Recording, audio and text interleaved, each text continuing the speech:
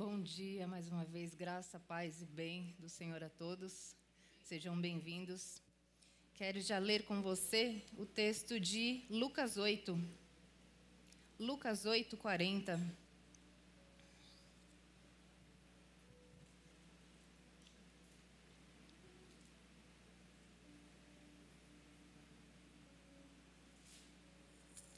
Evangelho de Lucas, capítulo 8, verso 40. O poder de Jesus sobre a doença e a morte. Em outra versão diz, apenas um toque. Todos encontraram? Amém. Quero mais uma vez agradecer o carinho também de todos a hora que eu cheguei aqui. Todos que me abraçaram, me deram uma força muito importante nessa hora. Porque ontem de madrugada, eu pensando nesse movimento de preparar uma pregação, eu cheguei à conclusão que deve se assemelhar a um parto. Porque eu senti alguns estágios, ainda não passei pela experiência, mas eu senti algumas cólicas, algumas contrações daquela mensagem sendo gestada e que ela chegue ao seu coração com graça, com sabedoria, com transformação e que seja essa boa nova, assim como uma criança veio ao mundo. Amém? Glória a Deus. Lucas 8, 40 diz assim: Quando Jesus voltou, uma multidão o recebeu com alegria, pois todos os esperavam. Então, um homem chamado Jairo, dirigente da sinagoga, veio e prostrou-se aos pés de Jesus, implorando-lhe que fosse à sua casa, porque sua única filha, de cerca de 12 anos, estava à morte. Estando Jesus a caminho, a multidão o comprimia. Estava ali certa mulher que havia 12 anos, vinha sofrendo de hemorragia e gastara tudo o que tinha com os médicos, mas ninguém pudera curá-la. Ela chegou por trás dele, tocou na borda do seu manto e imediatamente cessou sua hemorragia. Quem tocou em mim? Perguntou Jesus. Como todos negassem, Pedro disse, Mestre, a multidão se aglomera e te comprime. Mas Jesus disse, alguém tocou em mim. Eu sei que de mim saiu poder. Então a mulher, vendo que não conseguiria passar desapercebida, veio tremendo e prostrou-se aos seus pés. Na presença de todo o povo, contou porque tinha tocado nele e como fora instantaneamente curada. Então ele lhe disse, filha, a sua fé te curou. Vá em paz. Amém? Amém. Feche seus olhos mais uma vez. Senhor eterno, Deus, Pai, Filho, Espírito Santo, te pedimos que fale aos nossos corações, que venha nos provocar, que venha nos convidar à transformação, à renovação e também à inconformação da nossa mente. Em nome de Jesus, fala conosco, nossos corações e ouvidos estão abertos diante de Ti. Amém. Amém? Eu acredito que você já tenha ouvido esse texto algumas vezes, mas eu quero te chamar para jogar luz junto comigo na vida de todos os personagens dessa história. E aí eu quero começar por essa mulher, que nós conhecemos como a mulher do fluxo de sangue. Nós não sabemos o seu nome. Por quê? Porque a mulher ali não tinha muita relevância. Então é aquela mulher que sofria com fluxo de sangue há 12 anos. E sabemos que ela gastava tudo o que tinha, já tinha gastado tudo o que tinha com os médicos e não havia sido curada. Sabemos também que naquela época, dentro da cultura judaica, uma mulher nessas condições era considerada impura. Impura é um nome bonitinho. A Bíblia fala também que era considerada imunda, ou seja, ela era excluída do convívio normal da sociedade. Ela não era permitido que ela tocasse em ninguém, para que ela não contaminasse ninguém, e até era proibida de tocar em certos objetos, até que ela se purificasse novamente. Então, visualize esse cenário comigo. Uma mulher completamente debilitada, eu imagino que provavelmente anêmica, já que essa hemorragia assolava a vida dela por tantos anos, rejeitada e excluída pela sociedade, pelas pessoas, proibida do toque, do contato físico. Imagino também que, diante de tudo isso, ela era tomada de grande vergonha, de grande humilhação. Ela trazia consigo uma vida solitária, uma vida sozinha, uma vida na marginal da sociedade, à parte. Mas, mesmo assim, tentando se aproximar de alguém que ela ouviu falar que poderia curá-la. Talvez ali a sua última tentativa, sua última chance. Porque imagina essa mulher se arrastando, sangrando, já sem força. A gente às vezes doa sangue e já fica com aquela pressão daquela caída. Imagine você ali, com o fluxo, saindo sangue de você por tantos anos. Então é esse cenário sombrio que essa mulher vivia. E aí, antes de continuar para os próximos personagens dessa história, eu te convido a se inspirar na fé dessa mulher. A se inspirar nesse salto de fé dessa mulher. E aí eu imaginei um abismo em que ela salta, um salto de fé, onde tudo podia acontecer, onde nada podia acontecer, mas ela resolveu gastar ali aquela última chance, aquela última tentativa. Então eu te convido, assim como ela, assim como essa história, aqui diz que ela tocou na borda da veste de Jesus. Ou seja, ela não tinha força para se agarrar, ela não tinha força para se expressar, ela só tocou, porque ela também sabia que se alguém percebesse, ela poderia ser condenada, ela poderia ser morta, porque era a lei da época. Então, aqui ela correu grande risco de vida consciente. Então, eu te convido a continuar crendo em Jesus, porque aqui ela olhou nos olhos da morte e escolheu confiar. Eu ouvi que este homem, que este peregrino que está passando por aqui, ele pode me curar, ele pode salvar a minha vida. Glória a Deus. Ela não tinha garantia nenhuma, você consegue perceber? Ela não tinha garantia nenhuma, mas mesmo assim ela resolveu confiar, pular nesse abismo incerto, invisível, que é a fé. E aí, vamos para os próximos personagens, os discípulos, os queridos, que percebemos olhando para os discípulos. Percebi e te convido a olhar, a se questionar algumas coisas. Estariam ele nesse movimento?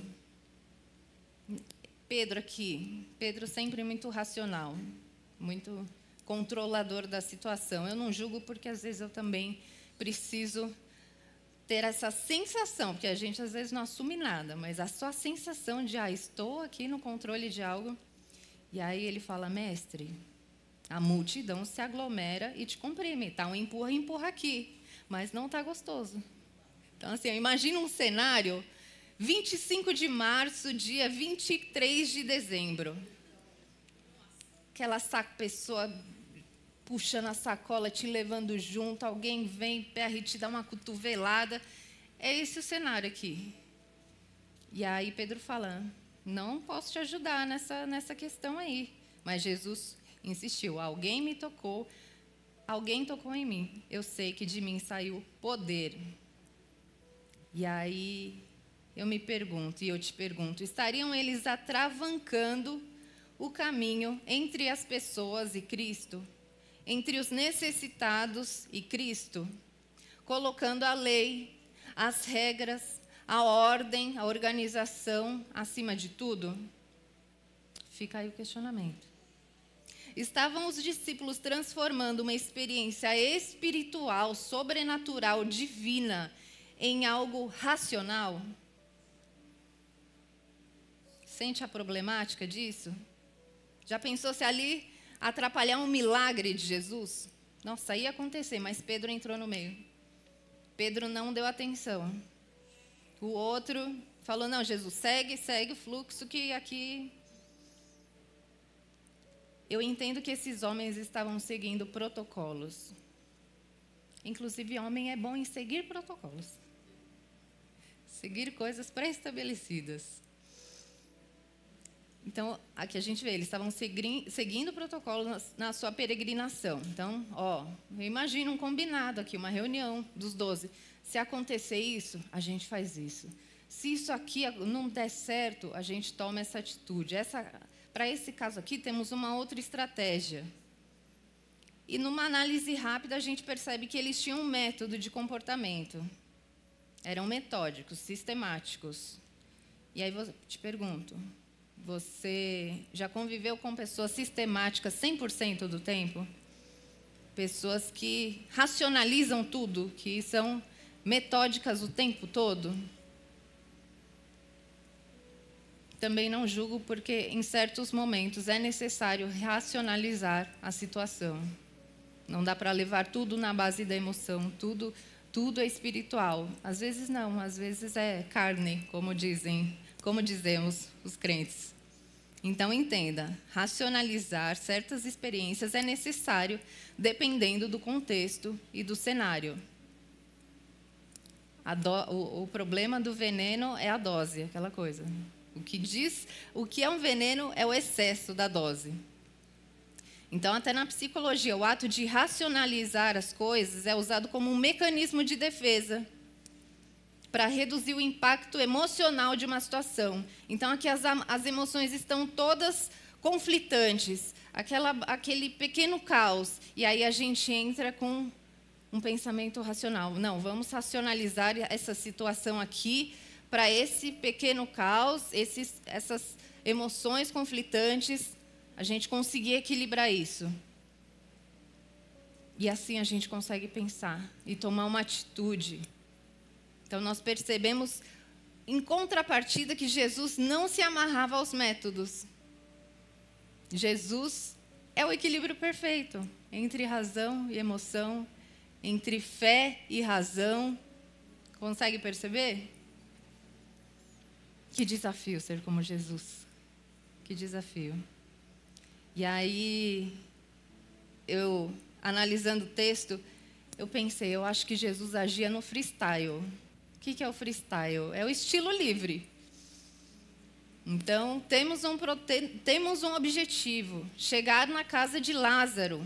Sua filha está beirando a morte, estava à morte, diz a Bíblia. Só que no meio do caminho ocorreu uma outra intercorrência.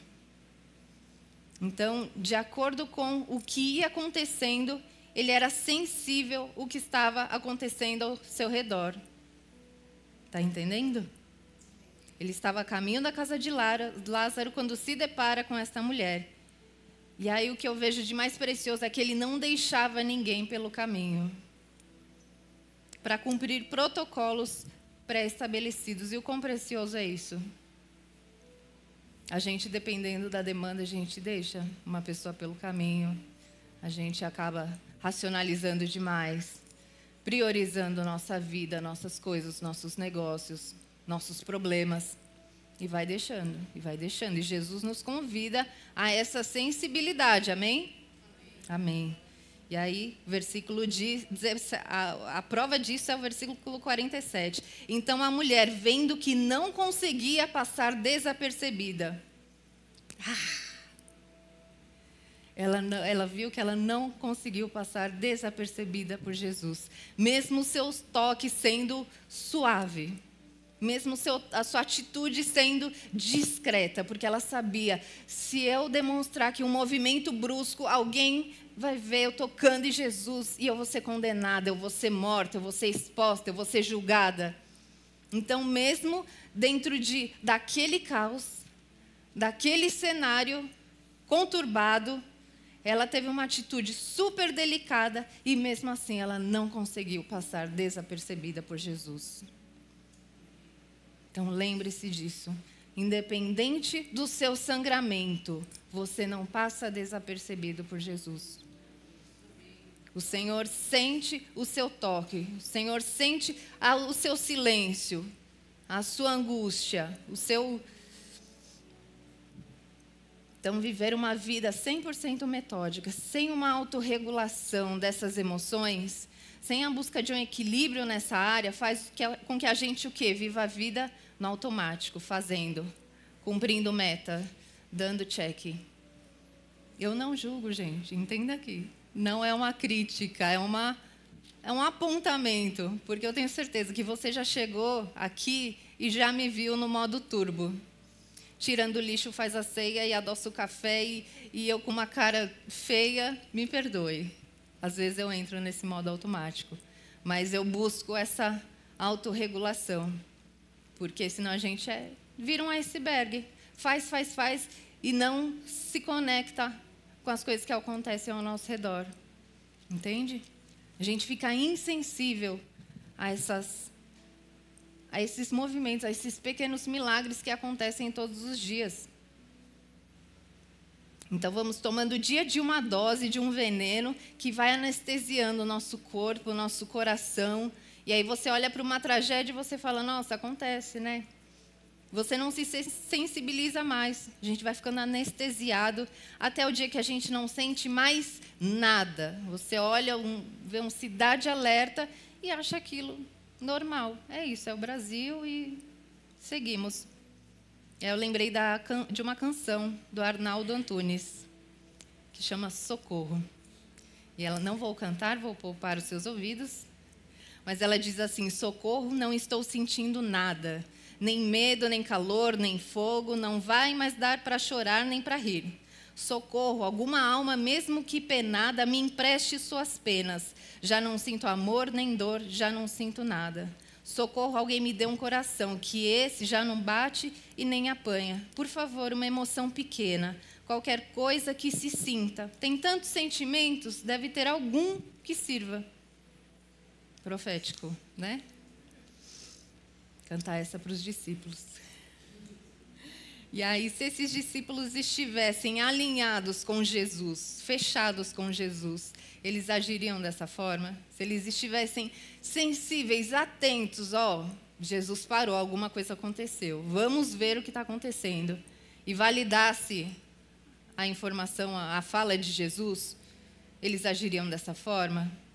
É nítida e compreensível a proteção, porque acredito ali que rolava uma super proteção desse mestre, porque ele corria perigo também. Ele era mal falado, ele era mal visto. Então, mas essa desatenção com o que realmente importa impede que o evangelho, que essas boas notícias, elas cheguem a quem precisa, elas cheguem a quem tem fome, a quem tem sede, a quem sangra há 12 anos, a quem é excluído. Amém? E aqui eu te convido a regular a sua sensibilidade na jornada com Deus, a sair desse automático, a baixar as defesas, sabe, esse cordão de contenção entre as pessoas e Jesus, porque viver anestesiado te deixa em uma ilha. E aí quando você vê, você está numa ilha, sozinho, infeliz, e o que tem em volta? Vários eus. Eu no trabalho, eu na minha casa, eu com os meus compromissos, eu com vários eus. E você sozinho. Eu não sei você, mas eu não aguento uma Fernanda sozinha. Rafa está viajando, eu fico assim, doidinha. Mas aí está a importância de regular nossas emoções, de sair dessa ilha. E ao mesmo tempo que se dedicar sua vida inteira, o outro extremo, dedicar sua vida inteira somente ao cuidado do outro, e aí sua família que lute, sua saúde que lute, também acaba apagando a sua existência.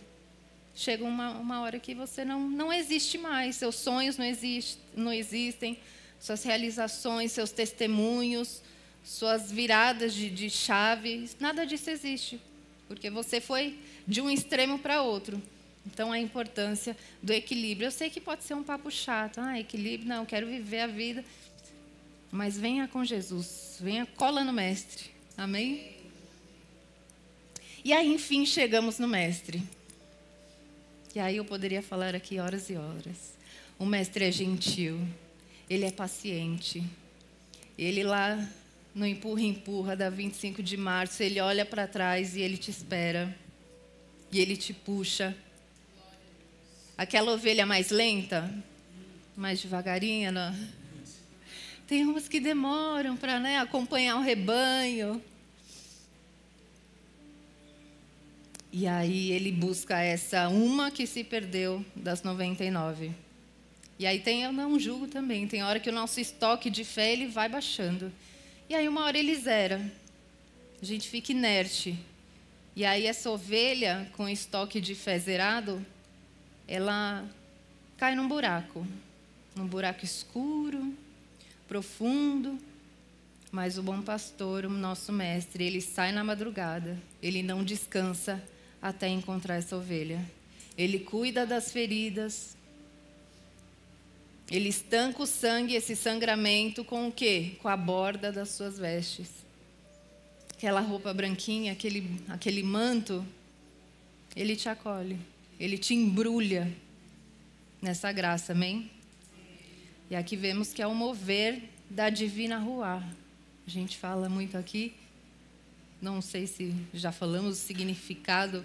Ruá é um termo hebraico que significa movimento, sopro, espírito. Está em vários lugares da Bíblia hebraica. Na Bíblia de Jerusalém está lá no primeiro versículo já, no primeiro capítulo. A terra estava vazia e vaga, as trevas cobriam o abismo e um sopro.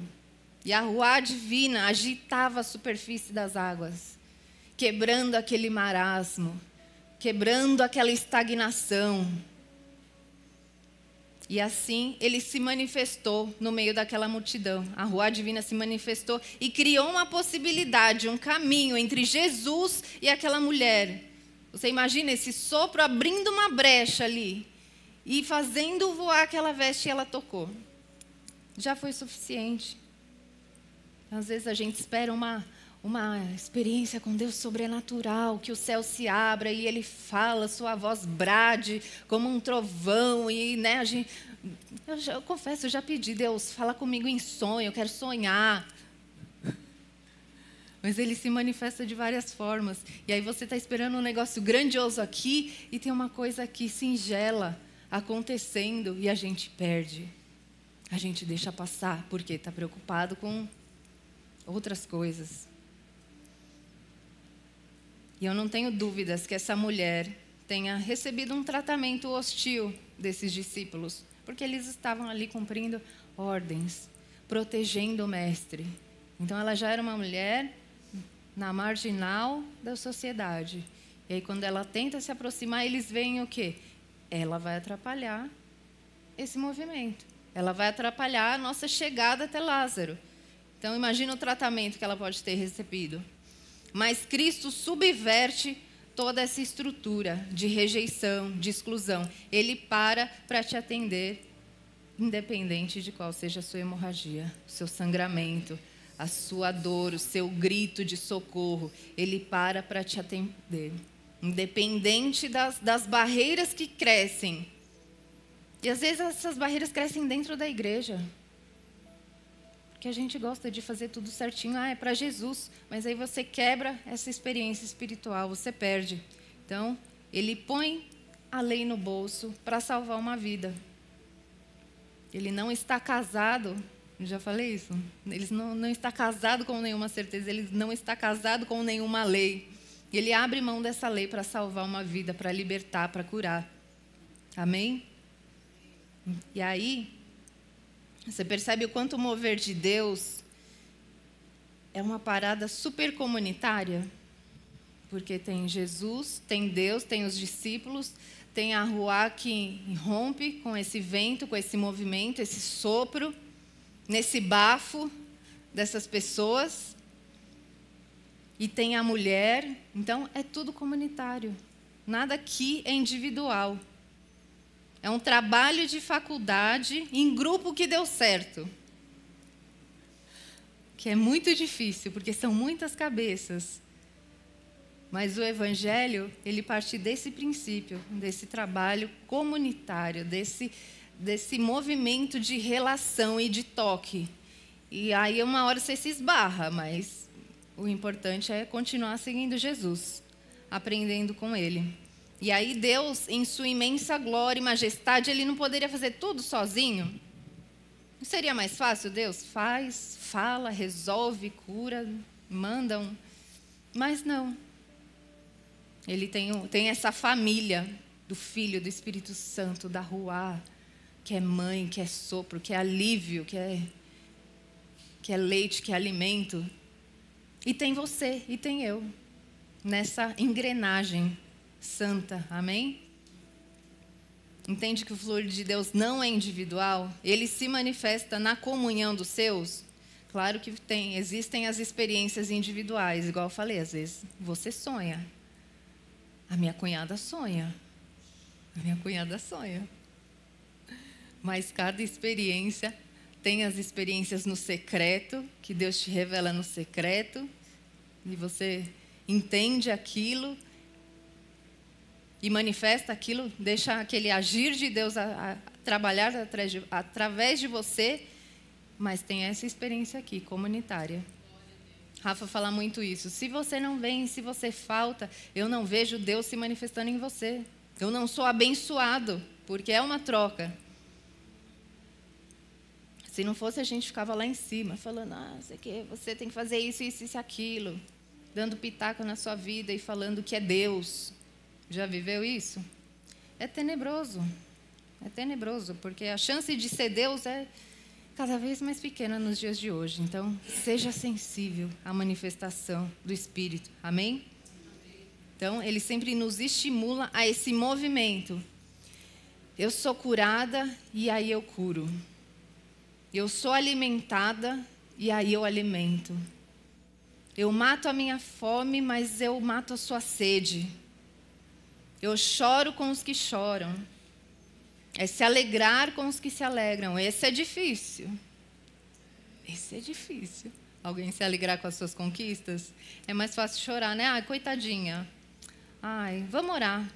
Agora, se alegrar com as suas conquistas, a pessoa tem que estar firmada em Deus para ver o manifestar dele na sua vida e glorificar ele por isso. Amém?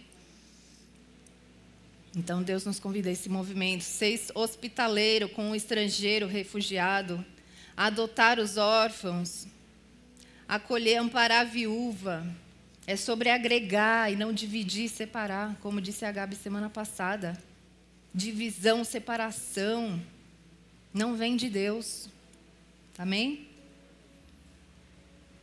Dependendo do caso vem, mas nesse contexto aqui, onde Cristo nos chama para esse movimento comunitário, e aqui é isso, os discípulos tentaram esticar esse cordão de contenção, mas sem sucesso. Jesus falou, para com isso aí, você está me atrapalhando, preciso curar, o Lázaro está me esperando. Imagina Jesus assim? E aí lá em João 14 diz, começa o título, Jesus fortalece os discípulos. Aí Jesus diz, papo reto. Aí quem está escrevendo a Bíblia fala, não, mestre, não posso colocar isso aqui. Aí ele fala, então tá bom, coloca aí. Digo-lhes a verdade, aquele que crê em mim fará também as obras que tenho realizado. Fará coisas ainda maiores do que estas, porque eu estou indo para o Pai e eu farei o que vocês pedirem em meu nome, para que o Pai seja glorificado no Filho. Amém? Então é isso, Jesus estava nessa peregrinação, ensinando para os discípulos, estou fazendo isso aqui, mas vocês não se apeguem, vocês vão fazer coisas maiores, porque eu vou para o Pai. Então vai anotando, presta atenção, seja sensível, esteja atento aos meus movimentos, que eu vou e vocês vão ficar. E os discípulos pensando em outras coisas, cumprindo os protocolos. Oh, meu Deus. Mas Deus é esse mestre misericordioso, amém? Glória a Deus. E aí, por fim, eu quero te lembrar que é para isso que nós também fomos chamados. Para fazer essas obras ainda maiores do que as que ele fez. Eu sei que é gostosinho ficar aqui sentado todo domingo. Mas se você foi chamado e não atender esse chamado, esse chamamento, esse convite, de nada adianta, sua experiência espiritual. Tem valor? Tem, porque é bonito, você vê Deus agindo. Mas ela é pobre, ela é curta, ela tem vida curta, vida útil curta, entende? sendo que ela poderia florescer, virar uma árvore, um negócio bonito. Então, é esse o meu... Vários convites, né? Várias perguntas. Ouça depois essa mensagem de novo. Eu sempre ouço na semana, porque as mensagens daqui, porque são muitas coisas. E aí esse é o meu convite final, juro. Deixe que o poder de Deus, que saiu dele aqui, e assim como ele disse, vocês farão obras maiores. Deixe que esse poder, essa graça, essa salvação, esse afeto, esse calor, esse toque, essa libertação, essa cura, fluam através de ti. Amém? Não retenha. Não seja egoísta. Eu sei que dá trabalho. Muitas vezes a gente prefere só contemplar a natureza, a criação divina. Mas Ele nos chamou para mais. Também para a contemplação. Eu sou muito inclinada à contemplação. Eu amo ir para o meio do mato, assim, ó, só o barulho. Eu amo contemplar. Mas Deus nos chama para mais. Para o movimento, para o sopro, para essa bagunça santa. Amém? Então não retenha. Drene, né? Vai drenando pelos seus poros, pelos seus dedos, pelas suas mãos, pelos seus pés. Seja em recurso, porque a Bíblia fala, você que profetiza, profetiza. É profeta? Profetiza. Não vai para a cozinha, porque você vai atrapalhar. Não queira fazer o que Deus não te chamou para fazer. Você contribui, você tem recurso, contribua. Deus se agrada com isso. A obra precisa disso também. As mulheres aqui que sustentavam o ministério de Jesus, que alimentavam esses discípulos. Imagina se elas não fizessem o que elas foram chamadas para fazer. Então você prega, você faça o que Deus te chamou. Fernanda, eu não sei, não sei o meu propósito, estou perdida. Pergunte para 3 pessoas, o que eu faço de bom? E aí elas vão, eu gosto de conversar com você, o abraço é gostoso. Abraço. Já conversou com uma pessoa assim que só dela te abraçar, ela não fala nada, mas aquele abraço te cura, ali a ruá se manifesta e você é curado? Eu canto, canta. Abre a boca e canta. Que Deus vai te usar. Mas não fique parado, não seja esse cordão de contenção, não seja esse bloqueio entre Jesus e as pessoas. Seja um sinal vivo do reino de Deus, aqui, ali e além. Em nome de Jesus, amém. Glória a Deus. Feche seus olhos.